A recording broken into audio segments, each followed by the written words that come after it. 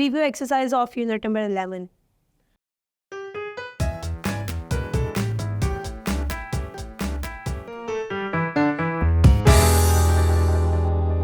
Assalamu alaikum. I welcome you all on the platform of digital academic provided by Moonlight International Publishers.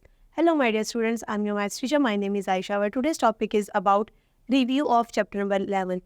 Students chapter number 11 में सबसे पहले हमने सीखा था statistics के बारे में. स्टैटिस्टिक्स बेसिकली आपके पास मैथ्स की ऐसी ब्रांच है जिसमें आप डील करते हैं किन चीज़ों को, डाटा को आप डील करते हैं, उसको समराइज़ करते हैं, डाटा को अटेन करते हैं, समराइज़ करते हैं, उसके अलावा आप उसको प्रेजेंट करते हैं और डाटा को एनालिसिस करते हैं, यानी कि डाटा को एनालाइज करते हैं. डाटा को आप एनालाइज किस तरह करते हैं? ग्राफ्स के थ्रू. आप बार ग्राफ्स बनाते हैं और आप पाई चार्ट्स बनाते हैं. देन आपने ये सीखा कि आप सेंट्रल टेंडेंसी किस तरह फाइंड आउट करते हैं. सेंट्रल टेंडेंसी किन चीज़ों की फाइंड आउट की जाती है? सेंट्रल टेंडेंसी बेसिकली आप डाटा की फाइंड आउट करते हैं. डाटा आपने देखा कौन कौन सा था, ग्रुप्ड और अनग्रुप्ड. फिर आपने ये सीखा कि आपके पास ग्रुप डाटा किस तरह का होता है और ग्रुप डाटा में फ्रीक्वेंसीज क्या चीज़ है और टेलीमार्क्स क्या चीज़ है. फ्रीक्वेंसी बेसिकली आपके पास कोई डाटा कितनी दफ़ा रिपीट हो रहा है वो उसकी फ्रीक्वेंसी थी. देन सेंट्रल टेंडेंसी में आपने एवरेज फाइंड आउट करना सीखी. एवरेज मीन्स आपने मीडियन फाइंड आउट करना सीखा, मीन फाइंड आउट करना सीखा और मोड फाइंड आउट करना सीखा.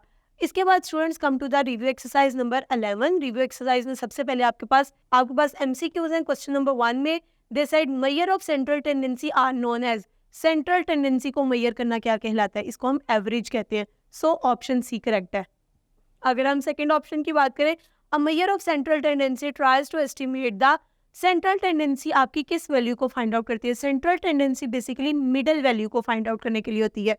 थर्ड उन्होंने कहा द वर्ड मीन और average only refers to median, arithmetic mean, mode और all of these.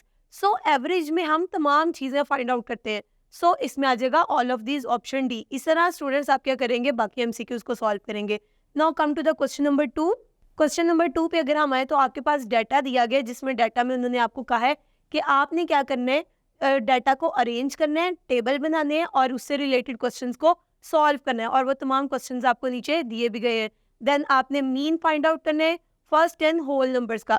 Whole numbers का मीन आप कैसे फाइंड आउट करेंगे? आप 0 से 9 तक, क्योंकि होल नंबर्स में 0 भी इंक्लूड होता है तो 9 तक आपके पास 10 नंबर्स आ जाएंगे. आप 0 से 9 तक नंबर्स को ऐड करेंगे और 10 पे डिवाइड कर देंगे तो आपके पास मीन आ जाएगा होल नंबर्स का. इसी तरह क्वेश्चन नंबर 4, 5, 6 और अप टू 11 तक आपने सॉल्व करना है. बेसिकली आपने मीन, मीडियन और मोड फाइंड आउट करना है इन क्वेश्चंस के. सो स्टूडेंट्स, ये थी हमारी आज की वीडियो. मैं उम्मीद करती हूँ आपको आज का लेसन समझ में आएगा. Stay tuned till next video. अल्लाह हाफिज़.